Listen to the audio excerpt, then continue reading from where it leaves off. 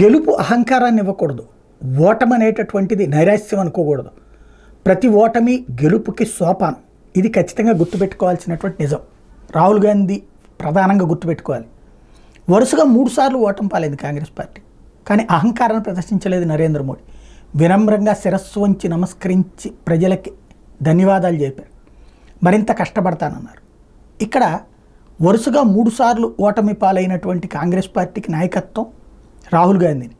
కానీ వచ్చింది 99 సీట్లు.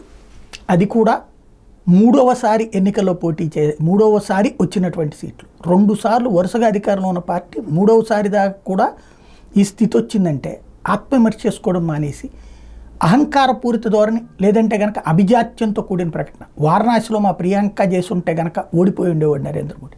ఎవరు ఆపారు ప్రియాంకని పోటీ చేయొద్దని? ఎందుకు ఆపారు? గతంలో అదే ప్రియాంక గాంధీ అధ్యక్షురాలి హోదాలో ఉండగానే అదే ఉత్తరప్రదేశ్లో యోగి ఆదిత్యనాథ్ గెలిచాడు.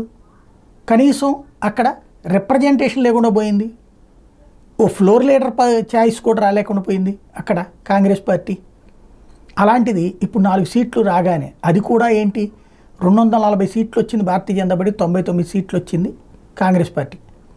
అక్కడ పోనీ కాంగ్రెస్ పార్టీ సొంతగా ఏమన్నా సాధించుకుందా?